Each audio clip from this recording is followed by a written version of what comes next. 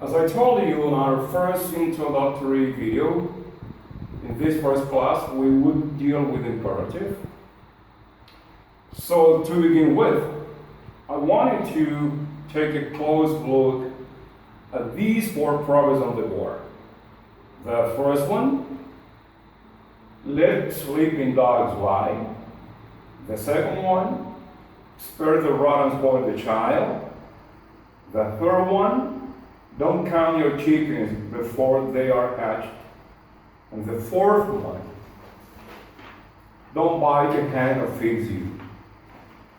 Okay, so take a close look at these proverbs and please tell me what is common to the first two and what is common to the last four.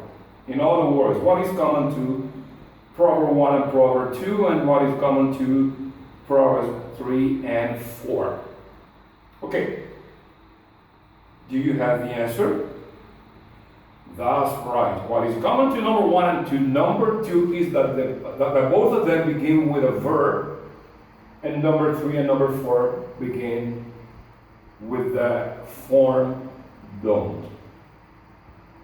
Regardless of the difference between these two pairs of proverbs, the four of them are in imperative form.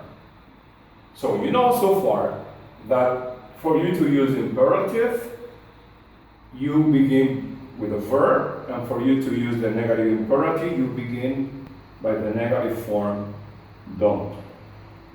Based on this, what I wanted to do, I wanted to look at these pictures. For example, number 1. In number 1, we have some cars stopping at the red light. In picture number 2, we have some children crossing the street at the crosswalks or the pedestrian crossing.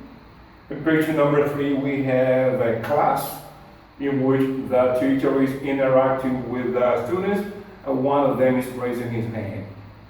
In picture number 4, we have one student who is sleeping in class.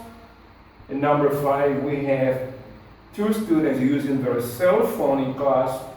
And in number 6, we have a man who is smoking in a restaurant. Okay, what I wanted to do with each of these pictures is I wanted to, based on the action depicted or represented in each of the pictures, I wanted to make a sentence in imperative or in negative imperative in order to either to allow or to prohibit the given action. Okay? I will give you some time to do this. You ready? Okay. Now I'm going to copy on the board. Look at these meanings or uses of imperative. Number 1, an order or a command. Number 2, a piece of advice or a warning. Number 3, an instruction. Number 4, a prohibition. And number 5, an invitation.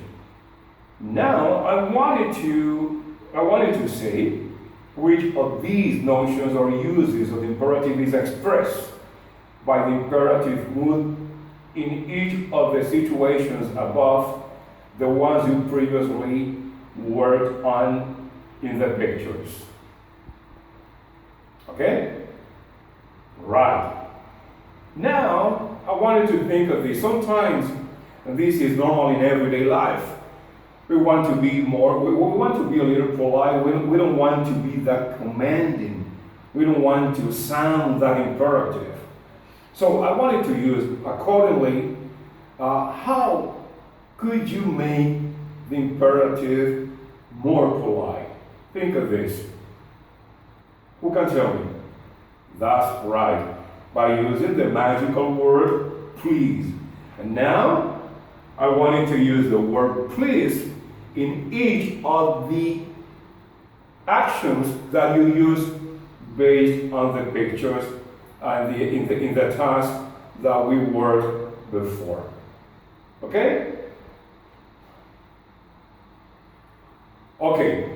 To conclude today's class, I want each of you to tell a sentence, to make a sentence in imperative mood that can also be in negative imperative, and to say the meaning of the imperative in that case, if it is an instruction, if it is an order or a command, if it is a piece of advice or a warning, an invitation or a prohibition.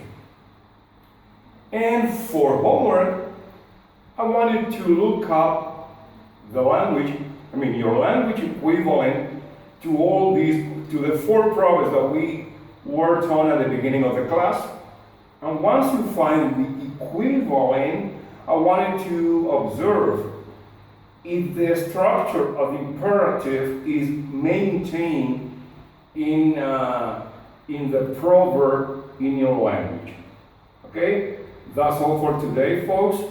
And we will continue with imperative in our next class. Thank you.